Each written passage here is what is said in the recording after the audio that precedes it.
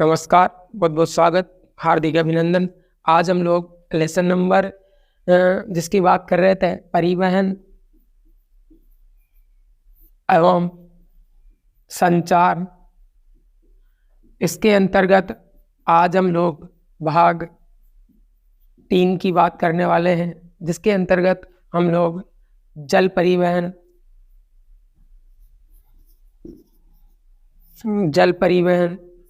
का अध्ययन करेंगे, बात करेंगे जल परिवहन की। अब जो जल परिवहन है, उस जल परिवहन को हम लोग भारत में 2 प्रकार का देख सकते हैं हम लोग। एक राष्ट्रीय जल परिवहन या अंतर्राज्यीय जल परिवहन। ये दूसरा जो हम देखेंगे उसे देखेंगे महासागरीय जल परिवहन। महासागरीय जल परिवहन, इसे हम लोग अंतर्राष्ट्रीय जल परिवहन के नाम से भी हम लोग जान सकते हैं। राष्ट्रीय जो जल परिवहन होगा, ये देश की सीमाओं के अंदर होगा, देश की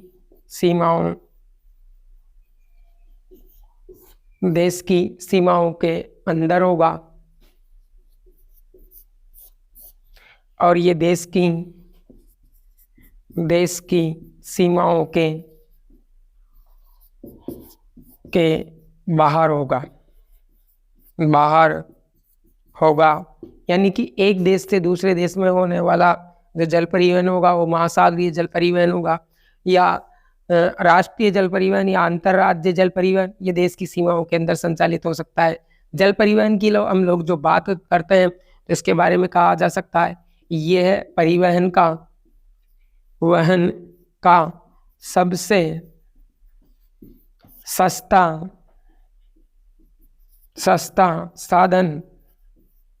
साधन माना जाता है। जैसे सबसे महंगा परिवहन का जो साधन था वो वायु परिवहन था, और जल परिवहन ये परिवहन का सबसे सस्ता साधन माना जा सकता है। इसमें रास्तों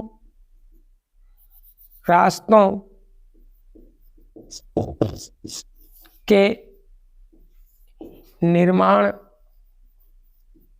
व रखरखाव या उनके बनावट में कोई खर्चा नहीं आता। पानी भरा होता है, डायरेक्ट नाव डालेंगे, चलने लगेगी। तो यूँ कहते हैं कि ये जल परिवहन का सबसे सस्ता साधन माना जा सकता है। यदि हम लोग बात करें कि भारत में जल जो परिवहन है, ये यात्रियों तथा माल दोनों प्रकार के साधनों का वहन करता है, और परिवहन की एक महत्वपूर्ण विधा मानी जा सकती है, जो सबसे सस्ता परिवहन का साधन माना जा सकता है। ये परिवहन का सस्ता साधन तो है, भारी एवं स्थूल सामग्री के परिवहन के लिए सर्वाधिक उपयुक्त माना जा सकता है। इसके अंतर्गत ईंधन का एक दक्ष तथा पारिस्थितिकी अनुकूलन प्रणाली मानी जा सकती है। जल परिवहन मुख्य तौर पर 2 प्रकार का हो सकता है, ये अंतःस्थलीय महासागरीय जल परिवहन या अंतःस्थलीय सागरीय जल परिवहन। अंतःस्थलीय सागरीय जल परिवहन की यदि हम बात करें तो अंतःस्थलीय जो जल परिवहन है मूल रूप से इसके अंतर्गत हम लोग देख सकते हैं कि रेल मार्गों के आगमन से पहले जल परिवहन की एक प्रमुख विधा मानी जा सकती थी। जल परिवहन ने रेल विकल्प को पूरा करने का प्रयास किया। सबसे ज़्यादा रेल परिवहन का विकास यदि भारत में देखें कि रेल परिवहन का विकास कब हुआ, तो 16 अप्रैल 1853 को पहली रेल मुंबई से ठाणे के बीच चलाई गई थी। तो रेल का आगमन से पहले ये परिवहन की एक प्रमुख विधा मानी जा रही थी। हालांकि इसे रेल एवं सड़क परिवहन के साथ कठिन प्रतियोगिता का सामना करना पड़ सकता है। अर्थात ये जो जल परिवहन है, इस जल परिवहन को भी अन्य परिवहन के साधनों से प्रतिस्पर्धा करनी पड़ती है। जल परिवहन भारत के अंतर्राज्यीय सीमाओं के अंतर्गत यदि किसी से प्रतिस्पर्धा करेगा तो फिर वो रेल परिवहन होगा। इसी के अतिरिक्त नदियों के जल को सिंचाई हेतु बाढ़ देने के कारण इसमें जल परिवहन को अधिकांशतः नौ संचालन योग्य नहीं माना जा सकता।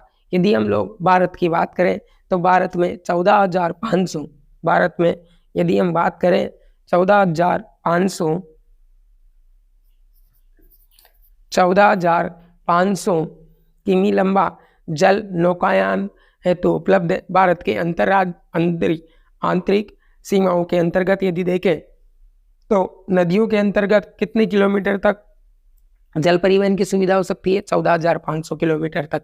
अर्थात देश में जल परिवहन जो परिवहन का योगदान देता है आंतरिक क्षेत्रों में, वो परिवहन का 1% योगदान कर पाता है। यदि हम बात करें इसके अंतर्गत जल परिवहन के आंतरिक जल परिवहन के साधनों की बात करेंगे तो आंतरिक जल परिवहन की जो सुविधा है एक नदियों में उपलब्ध करवाई जा सकती है। पश्चिमी जल यानी कि तटवर्ती क्षेत्रों के अंतर्गत ये सेवा उपलब्ध करवाई जा सकती है। बाद में हम बात करते हैं नहरों की है, नदियों की है, पश्चिमी जल की है, तालाबों की है, झीलों की है, इनके अंतर्गत भी जल परिवहन की सुविधा उपलब्ध करवाई जा सकती है। आगे हम बात करते हैं वर्तमान में 56,085 किमी प्रमुख नदी जल मार्गों की बात कर सकते हैं देश के अंतर्गत, यानी कि देश की जो नदी मार्ग है उनकी यदि लंबाई की बात की जाए तो 5,685 किमी जलमार्ग हो सकते हैं। और देश में राष्ट्रीय जलमार्गों का जो विकास है उनका अनुरक्षण है उस हेतु एक निगम की स्थापित किया गया है, जो स्थापित किया गया था 1986 में। आप लोग लगातार यदि बुक्स को अपने सामने रखेंगे तो काफ़ी सारी चीज़ें होंगी जिनमें आप लोग अंडरलाइन कर सकते हो। प्रत्येक बात को लिख के बताया जाता है, लेकिन उन्हीं चीज़ों को लिखा जाएगा जो पेपर में आने के लायक है। पूरी थ्योरी लिखने की आप लोगों को भी आवश्यकता नहीं है। तो अंतःस्थलीय जलमार्ग प्राधिकरण की स्थापना 1986 के अंतर्गत की गई थी। आगे हम बात करते हैं कि वर्तमान के अंतर्गत भारत के कुछ मार्गों को राष्ट्रीय जलमार्ग संख्या 1, राष्ट्रीय जलमार्ग संख्या 2, जैसे कि राजमावन ऐसे होगा, मिलेगा आप लोगों को राष्ट्रीय जलमार्ग संख्या 1 ऐसे। तो राष्ट्रीय जलमार्ग संख्या 1, राष्ट्रीय जलमार्ग संख्या 2, अन्य अंतःस्थलीय जलमार्गों के 10 अन्य जलमार्गों की और पहचान की गई है।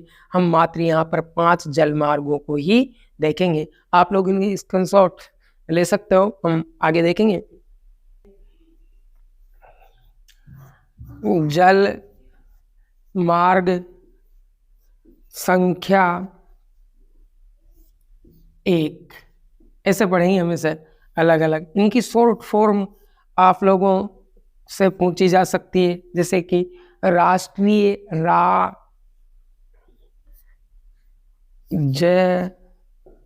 जल मार्ग संख्या 1, राष्ट्रीय जलमार्ग संख्या 1, इसका विस्तार कहाँ से कहाँ तक हो सकता है? तो राष्ट्रीय जलमार्ग संख्या 1 के मुख्य रूप से कहाँ संचालित हो सकता है? तो ये जो संचालित होगा ये संचालित होगा गंगा नदी में। गंगा नदी में, बोलो कौन सी नदी में? गंगा नदी में। तो राष्ट्रीय जलमार्ग संख्या 1 जैसे हम नेशनल हाईवे पढ़ते हैं, राष्ट्रीय जलमार्ग संख्या 1, राष्ट्रीय जलमार्ग संख्या 2, राष्ट्रीय जलमार्ग संख्या 1 ये गंगा नदी में विस्तारित होगा। इसकी लंबाई 1620 किमी होगी, 1620 किलोमीटर तक ये लंबा हो सकता है। ये किससे किसको जोड़ेगा? ये इलाहाबाद से हल्दिया को जोड़ेगा। इलाहाबाद से हल्दिया को,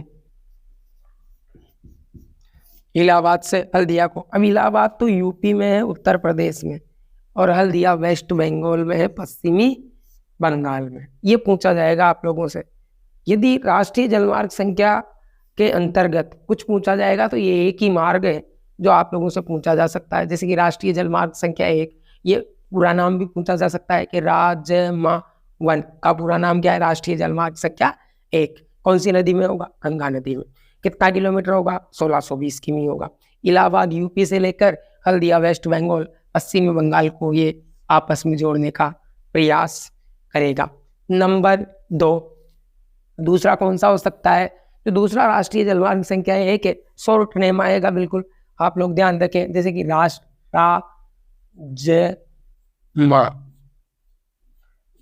नंबर 2। तो राष्ट्रीय जलमार्ग संख्या 2, राष्ट्रीय जल मार्ग और संख्या 1। तो पूछा जा सकता है आप लोगों से, नाम भी पूछेगा, ये ऐसे आप लोग याद करने के लिए ये नदी बना देंगे, ये लीजिए। फिर राष्ट्रीय जलमार्ग जो संख्या 1 है उसकी लंबाई कितनी हो सकती है? 891 किमी। बोलो कितना हो सकता है? 891 किलोमीटर किमी लंबाई हो सकती है उसकी। किससे किसको जोड़ेगा आपस में? तो सदिया से जोड़ेगा धुबरी को, सदिया से धुबरी। ये लो धुबरी, सदिया से धुबरी। कहाँ है धुबरी? वेस्ट बंगाल, पश्चिमी बंगाल। सदिया कहाँ है? वेस्ट बंगाल। कौन सी नदी में होगा? तो ब्रह्मपुत्र। बोलो कौन सी पुत्र? ब्रह्मपुत्र। पहले राष्ट्रीय जलमार्ग संख्या 1 किसमें होगा? नंबर 1 गंगा नदी में, नंबर 2 ब्रह्मपुत्र नदी में। आगे हम लोग तीसरे जलमार्ग की जो बात करेंगे वो बात करेंगे राष्ट्रीय जलमार्ग संख्या 3 की। यहाँ बात कर लेते हैं राष्ट्रीय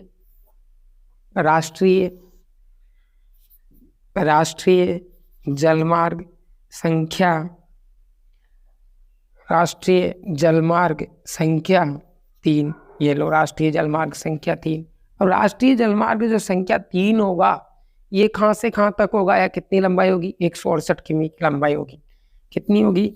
168 किमी की इसकी लंबाई होगी। कहाँ होगा? कोट्टापुरम से कोल्लम तक होगा। कोट्टापुरम से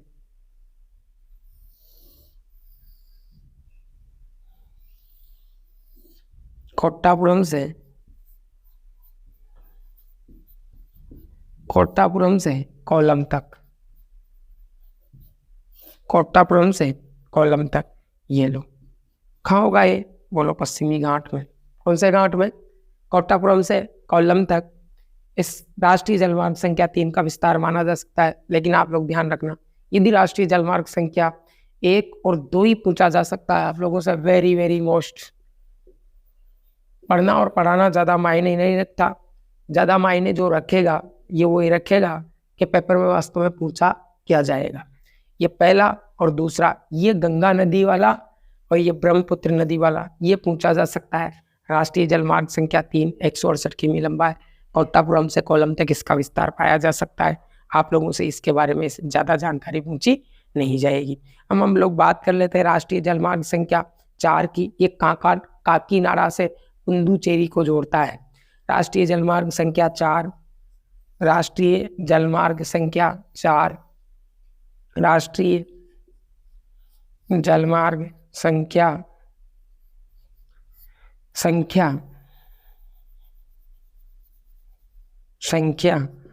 4। अब ये जो राष्ट्रीय जलमार्ग संख्या 4 है ये किस किस को जोड़ सकता है? काकीनाडा से पुदुचेरी को, नाडा से पुदुचेरी को, काकीनाडा से पुदुचेरी को ये जलमार्ग संख्या जोड़ सकता है। आगे हम यदि बात कर सकते हैं तो ये इसकी जो लंबाई है 1078 किमी होगी। इसकी जो लंबाई है वो 1078 किमी तक मानी जा सकती है। आगे हम राष्ट्रीय जलमार्ग संख्या यदि 5 की बात करें, ये 5 एनसेट में इधर बॉक्स में देख लो। राष्ट्रीय जलमार्ग संख्या यदि हम 5 की बात करें तो राष्ट्रीय जलमार्ग संख्या जो है एक तो मताई नदी में हो सकता है, मताई नदी। बोलो कौन सी नदी? मताई नदी। आगे हो सकता है महानदी के डेल्टा, महानदी के डेल्टाई प्रदेशों के अंतर्गत हो सकता है, या फिर हम ब्रह्मणी नदी के अंतर्गत हो सकता है। ब्रह्मणी नदी, ये प्रमुख नदियां हैं जिन नदियों के अंतर्गत राष्ट्रीय जलमार्ग संख्या, राष्ट्रीय जलमार्गों की लंबाई देखी जा सकती है। हम यूँ कह सकते हैं कि राष्ट्रीय जलमार्ग जो संख्या 1 है, इस राष्ट्रीय जलमार्ग संख्या 1 का हम विस्तार 3 भागों में कर सकते हैं। कितने भागों में कर सकते हैं? 3 भागों में। राष्ट्रीय जलमार्ग संख्या 1 की बात करें तो हम लोग, देखो ये यहाँ तो इतना लंबा ले लेते हैं। अब राष्ट्रीय जलमार्ग संख्या 1 है जो इलाहाबाद से हल्दिया तक इसका विस्तार पाया जा रहा था। ये देखो हल्दिया तक, हल्दिया वेस्ट बंगाल पश्चिम बंगाल में, इलाहाबाद यूपी के अंतर्गत इसका विस्तार देखा जा सकता है। आदि यदि हम लोग आगे देखें तो हल्दिया से फरक्का तक फैलाव होगा, हल्दिया से फरक्का तक, चलो यहाँ तक फरक्का तक इसका विस्तार देखा जा सकता है। हल्दिया से लेकर फरक्का तक इस नदी मार्ग का विस्तार देखा जा सकता है। ये जो लंबाई होगा ये 560 किमी लंबा होगा, ये लो 160 किमी लंबा। अब हम आगे देखते हैं इसका दूसरा भाग, फरक्का से पटना तक 460, फरक्का से पटना तक इसका विस्तार देखा जा सकता है। आगे हम यदि बात करेंगे तो वो देखेंगे पटना से इलाहाबाद तक 600 किमी तक इसकी लंबाई होगी, ये होगी लंबाई। पहला भाग, दूसरा भाग और तीसरा भाग। तो ये राष्ट्रीय जलमार्ग संख्या 3, राष्ट्रीय जलमार्ग संख्या जो 1 है उस 1 के 3 भाग हो सकते हैं। पहला भाग है हम लोग हल्दिया से फरक्का तक 560 किमी और फरक्का से पटना तक 460 किमी, पटना से इलाहाबाद तक 600 किमी तक इसकी लंबाई मानी जा सकती है। आगे हम लोग देखेंगे परिवहन के अंतर्गत हम लोग चल रहे हैं और इस परिवहन के अंतर्गत कुछ और भी बातें हैं जो आगे कर लेंगे। आगे महासागरीय परिवहन यदि देखा जाएगा भारत का, तो उस महासागरीय परिवहन को, ये जो परिवहन था ये अंतःस्थलीय परिवहन हो सकता है। अंतःस्थलीय परिवहन वह होगा जो मूल रूप से इसका विस्तार देखेंगे हम लोग। अब हम भारत के महासागरीय जल परिवहन के बारे में बात करेंगे। ये भारत का दक्षिणी छोर है और इस दक्षिणी छोर के अंतर्गत हम लोग महासागरीय मार्गों की बात करेंगे। महासागरीय मार्गों की यदि मुख्य तटीय सीमा रेखा की लंबाई देखी जाए तो मुख्य तटीय सीमा रेखा की लंबाई भारत में 6100 किमी है। बोलो कितनी किमी है? 6100 किमी। यदि भारत की संपूर्ण तटीय सीमा रेखा की लंबाई देखें तो 7516.6 किमी मानी जा सकती है। इस के ऊपर भारत के मुख्य तौर पर 12 पतन और गौण प्रकार से देखा जाए तो भारत के 185 पतन है। इस तट को हम पूर्वी तट कह सकते हैं और ये वाला जो तट होगा ये भारत का पश्चिमी तट होगा। बोलो कौन सा तट होगा? पश्चिमी तट होगा। इसके अंतर्गत भारत की अर्थव्यवस्था परिवहन सेक्टर में महासागरीय मार्गों की महत्वपूर्ण भूमिका हो सकती है। भारत में भारत के कुल लगभग 95% मूल्य के अनुसार 70% विदेशी व्यापार इसी के अंतर्गत होता है। अर्थात 70% भारत का जो विदेशी व्यापार है वो विदेशी व्यापार जिसका मूल्य लगभग 95% हो सकता है, ये व्यापार भारत में महासागरीय परिवहन के माध्यम से हो सकता है। यदि हम मुख्य अन्य बंदरगाहों की बात करें तो यहाँ कांडला हो सकता है, मुंबई है, जवाहरलाल नेहरू पतन है, कोच्चि है, केरल वाला है, कोयम्बटूर है, तमिलनाडु वाला। आगे देखेंगे आंध्र प्रदेश, कोलकाता, फरक्का, ये प्रमुख पतन हो सकते हैं। अब हम आगे जाके जिसकी बात करने वाले हैं वो होगा वायु परिवहन। इसकी सोच लीजिए यहाँ। अब हम लोग वायु परिवहन के बारे में देख लेते हैं। वायु परिवहन यह परिवहन का सबसे तीव्रतम साधन माना जा सकता है। ये परिवहन विश्व का सबसे महंगा परिवहन का साधन माना जा सकता है। बहुमूल्य व शीघ्र नाशवान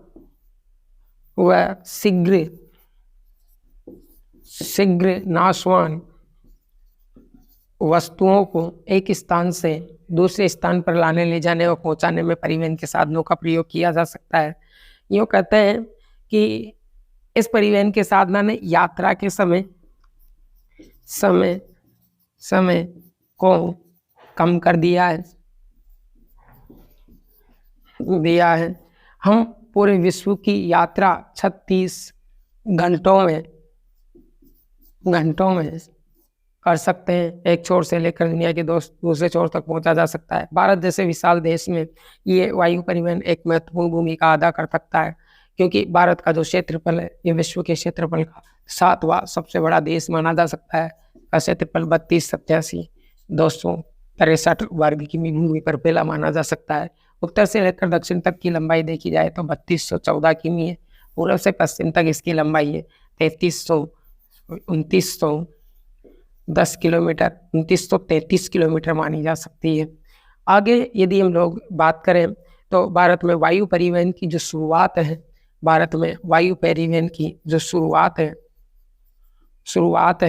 वो 1911 से मानी जाती है, जब नैनी से लेकर इलाहाबाद तक 10 किमी की दूरी में डाक घर के द्वारा या भारतीय डाक विभाग के द्वारा भारतीय डाक विभाग द्वारा इसका पहली बार प्रयोग किया गया था।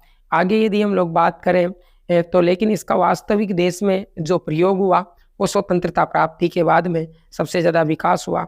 भारतीय वायु प्राधिकरण की स्थापना की गई, जिसके वास्तविक शुरुआत यानी कि भारत में इसकी वास्तविक शुरुआत करने के लिए भारतीय वायु प्राधिकरण भारतीय वायु प्राधिकरण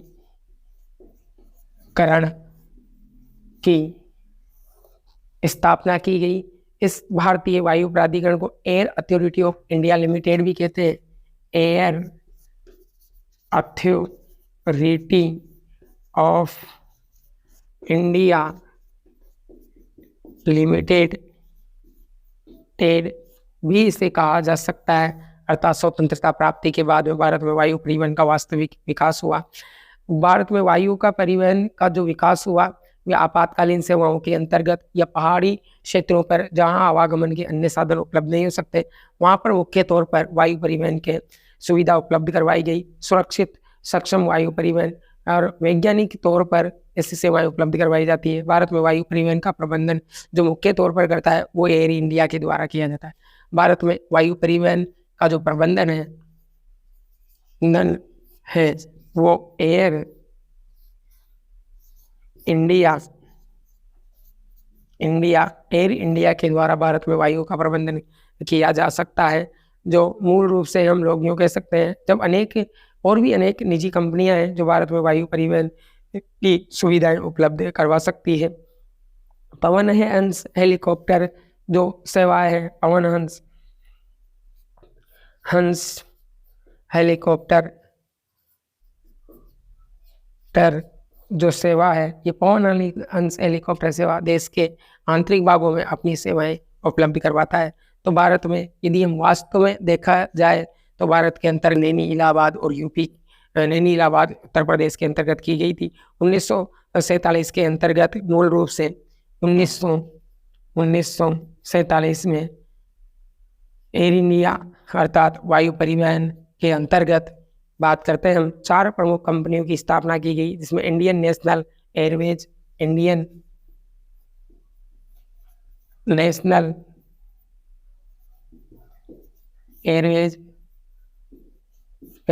ये पहली कंपनी मानी जा सकती है। 4 कंपनियों की स्थापना की थी 1947 के अंतर्गत। तो Indian National Airways, Tata sons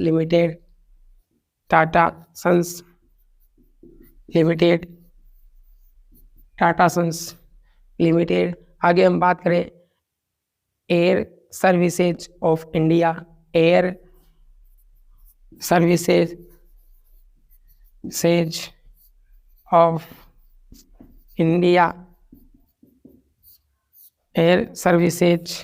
of India या डेक्कन एयरवेज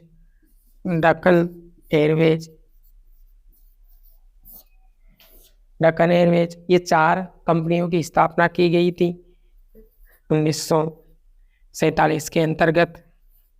आगे हम बात करें 1951 में इन चारों कंपनियों का Bharat Himalaya Airways, Himalaya aviation average या कलिंगा एयरलाइंस के अंतर्गत शामिल कर लिया गया।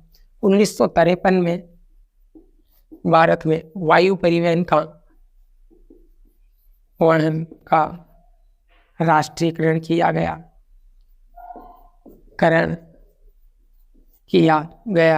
आगे हम लोग बात करते हैं तो भारत में एयर इंडिया का या वायु परिवहन का राष्ट्रीयकरण किया गया।